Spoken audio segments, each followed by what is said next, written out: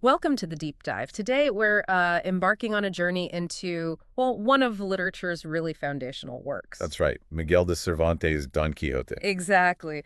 Published in two parts way back in 1605 and 1615. It's, this brilliant satirical masterpiece. It famously takes aim at those uh, super popular, but often pretty over-the-top stories of knights and dragons. Yeah, the chivalric romances. Right. And our mission today, really, is to unpack how Cervantes used all that humor, all that absurdity, Uh-huh. not just to make fun of books, but to explore some really deep human themes, things that honestly still hit home today. Absolutely. He wasn't just telling jokes. No, not at all. He was asking some big questions. Okay, so here's the big one, maybe. How does someone lose themselves so completely in fiction?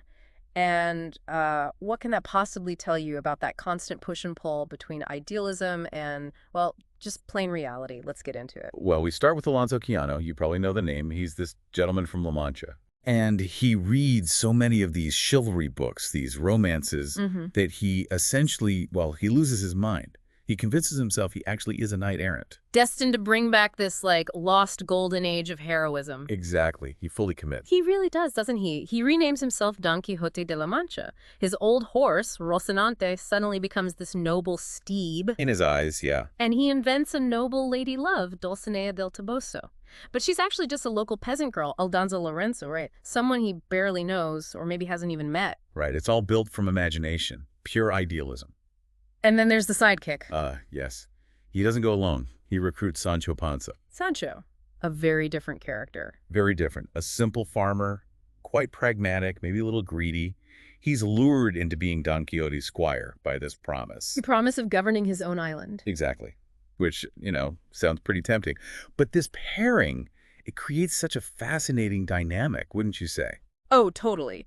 Sancho is often like the voice of reason, earthy common sense trying to pull his master back down to earth. Trying, yes. But even Sancho gets swept up sometimes, doesn't he? He does, which kind of shows how powerful a strong belief, even a delusion, can be. It can influence even the most practical person. And Don Quixote's view of reality, or rather his misinterpretation of it, Yeah. that's where so much of the genius lies. Okay, let's unpack this. The famous example. Well, the windmills, obviously. Seeing them as ferocious giants he has to battle. The iconic image. Definitely. But it goes beyond that. Rundown inns look like castles to him. Flocks of sheep become massive armies clashing on the plains. He sees prostitutes as noble damsels. Precisely. And these aren't just thoughts. He acts on them. Right. That's where it gets really interesting and often disastrous. He tries to right wrongs, but based on his skewed view. So you get these wild scenes, attacking a funeral procession because he thinks they're demons carrying off a body. Or freeing a chain gang of prisoners. Who then promptly attack him. Yeah. Or battling a barber for his simple shaving basin because he's convinced it's the legendary golden helmet of Mambrino. It's absurdity piled on absurdity. Yeah. But Cervantes, I think, is showing more than just delusion. Maybe it's about how we need imagination, sometimes even delusion, to cope with a harsh world. And how trying to live out that imagination changes things around you. Exactly. Then, in the second part of the book, things get even more complex. Because the first book has been published within the story itself. Right. It's very meta. Don Quixote and Sancho are now famous or infamous. People know who they are. Which leads to new kinds of encounters, like the Duke and Duchess. Ah, yes. They've read the first part, and they decide to have some fun with Don Quixote and Sancho. They set up these elaborate pranks, playing along with his delusions. And these tricks, they highlight how absurd Don Quixote is, sure, but they also show something else, don't they? They really do. They show the cruelty, or at least the manipulativeness, of the people around him. They're exploiting his condition for their own entertainment. It gets quite dark. It adds another layer to the human behavior Cervantes is exploring. Definitely. Now, eventually, there's a climax. Don Quixote is challenged and defeated by the Knight of the White Moon. Who turns out to be? A friend, Sanson Carrasco, in disguise. His goal was actually to force Don Quixote to go home, hoping it would cure him. And does it? Well, he returns home defeated, and on his deathbed, he does regain his sanity. He renounces all the knight-errantry stuff. He regrets it all. He expresses regret, yeah. He leaves Sancho some money in his will, tells his niece not to marry anyone who reads those chivalric books. But it raises this important question, I think.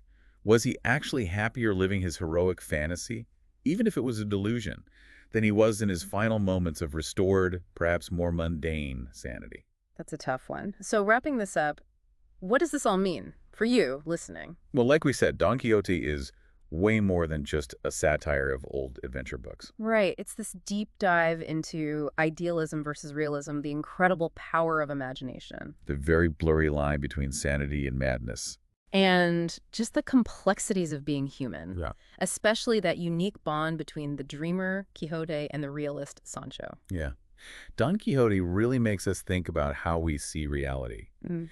Where is that line between passionate belief and, well, maybe losing touch? And how the stories we tell ourselves, the narratives we buy into, actually shape our world. Absolutely. So maybe the question to leave you with is, what windmills might you be tilting at in your own life? What everyday thing do you maybe see as your own noble steed?